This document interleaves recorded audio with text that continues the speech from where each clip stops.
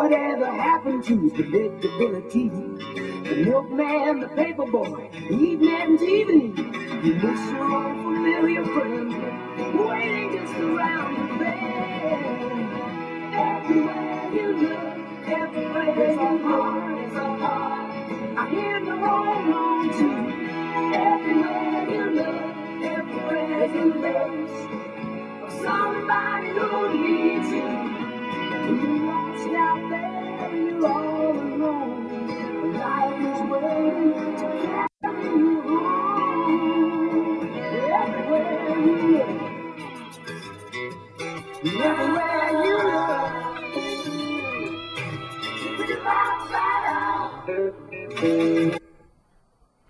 Hello and welcome to the Pirate TV announcements for the week of April 2nd. I'm Katie Maraha. And I'm Carlos Martinez. Thanks for joining us. With the increase of worry in students and staff because of the recent shootings, the Tech campus has hired 2 new security guards to make our school safer. We had a chance to speak to one of the guards, Steve Height, and we asked him why they have added new people to the security staff. The safety issues for the kids and for the teachers to make sure the whole building is secure. It's a big campus with the middle school and high school together.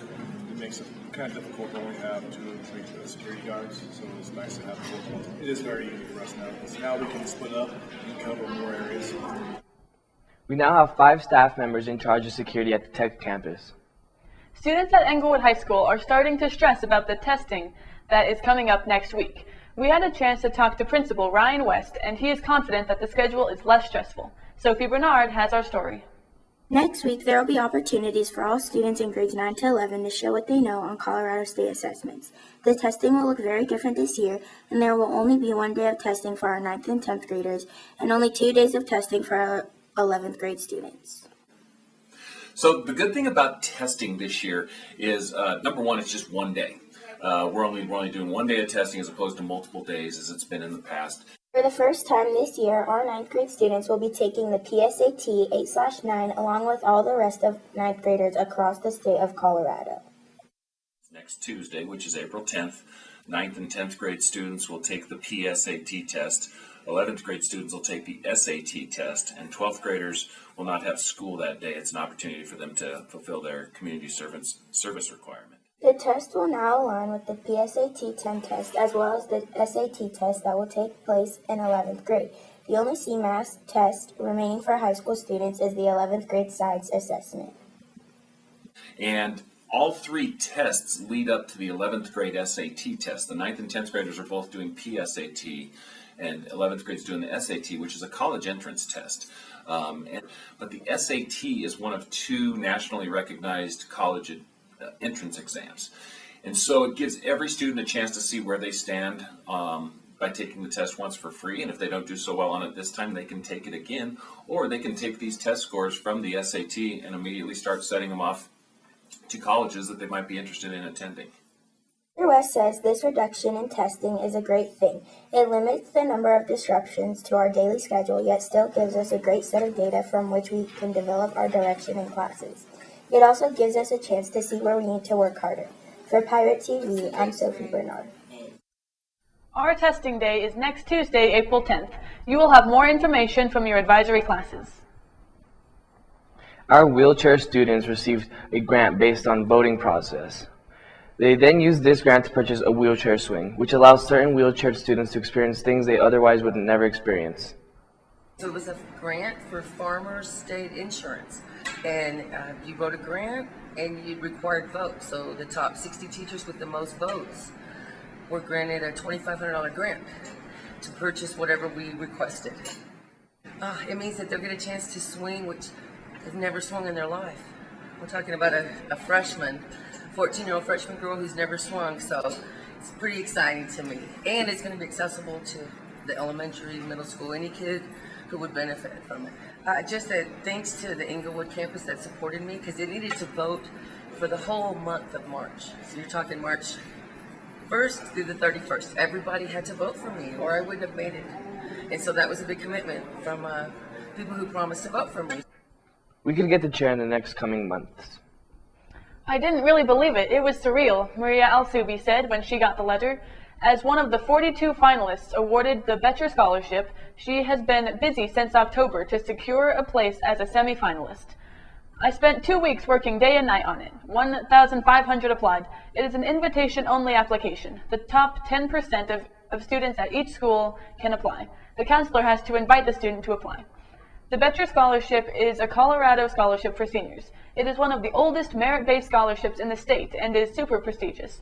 The scholarship covers the cost of their tuition, fees, and books for 8 semesters or 12 quarters at a Colorado-approved 4-year university or college. FAFSA applications are past due, but it's not too late to talk to a counselor about your options. Ms. Aaron tells us more about FAFSA and the benefits of this great program. FAFSA is the free application for federal student aid. It's required for most students to fill out a FAFSA so that they can get federal funding to go to college. Depending on what your FAFSA tells you, you could be eligible for up to $5,920 of federal grant money. Grant money is money that does not have to be paid back. So you get to keep that entire amount, and it's renewable for 4 years. So you could have that much for 4 years worth of school. It also makes you eligible for loans, as well as other institutional scholarships, private scholarships, and things like that. In addition, EHS will be holding a college acceptance event during advisory on Thursday. We will honor those who have decided on a school. Hey seniors, the senior shirt is now on sale for $13. You should have gotten an email from Daniel. Here's the design. Fill out the Google Doc to order one. The yearbook class is selling 2017-2018 yearbooks for $45. The yearbook is a huge tradition at Englewood, and it is an important part of our school. Shai Clanton has our story. Here at Englewood, yearbooks have been an important part of our school for many years. Students feel that it gives you the chance to look back on your life in high school. Haley Kelly says why she believes the yearbook is important for students, not only now, but in the future as well. Because, you get to look back in the future and see, you as a kid and all your old friends. The yearbook plays a huge role in the history and future of our school. From being able to look back at your past to a few cool new additions throughout the years, it is no doubt very important to many students. Miguel, a freshman, explains how you can use it to reflect when you get older. I think it's important because it just has something for you to reflect on when you get older. Most students only see the final yearbook and have little idea the work that goes on throughout the year to make the final copy. Production starts very early in the year and continues until the end. The yearbook and journalism teacher, Ms. Schatz, gives us some insight into some of the work that goes into its creation. We have a student class that works on it all year round, and we have people from the yearbook, people from the newspaper going out to every event that the school has, either before school, during school, after school, and on the weekends, so that we make sure that we've covered absolutely everything that's happening and really get the feel of the school to put that in the yearbook. There is a cheer tryout informational meeting this Wednesday, April 4th from 4 to 5 p.m. in the team room, the classroom off the gym, between the gym and the wrestling room. This meeting is to learn more about tryouts, which are April 16th through 19th from 4 to 6 p.m. In sports, the girls at Englewood this year are kicking the competition away. They have only 10 games left this season, and you know they will not give up. Varsity has won one game and plan on winning many more. The girls play again Friday at George Washington. All right, and so what do you feel about this year on the soccer season? Well, we lost a lot of seniors last year, and this year's a whole brand new team. We're a bunch of young players this year. All right, how does that give you guys the advantage this year? Well, this year we are either sophomores or juniors, and we have either 2 or a year left to play with each other. And we're growing right now. What do you guys think you guys can do to improve the soccer team? Well, we can improve by practicing our skills every day, and we can work together as a team because we're a brand new team this year. All right, thank you. Lacrosse has started the year strong. We asked the team goalie what they are focusing on this season and how they are keeping a positive attitude. What made you want to play that position specifically? We kind of needed a goalie since our last one left, so I was like, let's do this and have fun. What are you looking for most this season? General improvement within our team and more, coordination motivation experience. What do you plan on working on in your games? In my game, I just being quicker and more supportive of my teammates when they do make mistakes and knowing that we can improve on those. Can you go into detail about how you're going to make yourself quicker and encourage your teammates for when they mess up? Basically, all it would be is just realizing that when mistakes get made, not letting negative vibes out and just kind of saying, oh, we got them next time, or now we know not to do this instead of for this. All right, thank you. Lacrosse plays Wednesday at Rangeview High School. The baseball season is rough according to Coach Rank, but that their wins or losses this year do not show the heart of the team. And we're off to a rough season so far, but we're looking to gain traction here in the next few games. What did you think leading up to the season was going to happen? I knew that this year was going to be a work in progress. Knowing what the kids had last year as a coach wasn't up to par.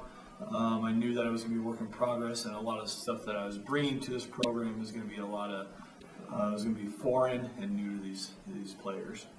What did you bring to help these players out? I bring a very, very in-depth knowledge of baseball from my background in college to having a tryout with the Seattle Mariners and being coaching underneath one of the greatest coaches I think in Colorado under Joe White at Thunder Ridge.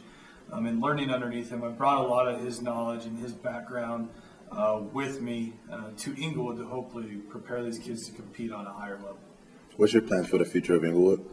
It's one step at a time with a program that where it's starting at right now, transitioning from kind of a ground development, trying to work its way up.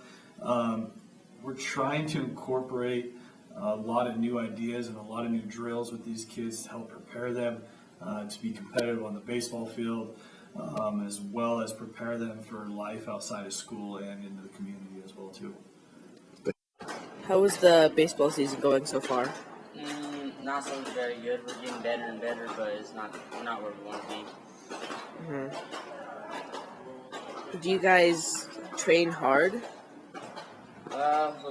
Most people do on the team. There's a couple I could point out, but mostly as a team effort, not so very much. Not everyone's putting in 100%. That's part of the reason why we're not doing very good.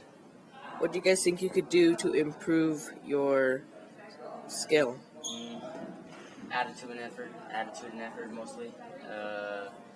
Especially effort. A lot of effort is into going into practice because you play how you practice. So that also is it. The team plays Wednesday away at Conifer. Track has a meet on Saturday, and tennis has a home match against Conifer on Thursday. Thanks for joining us for the Pirate TV News. Have a great week.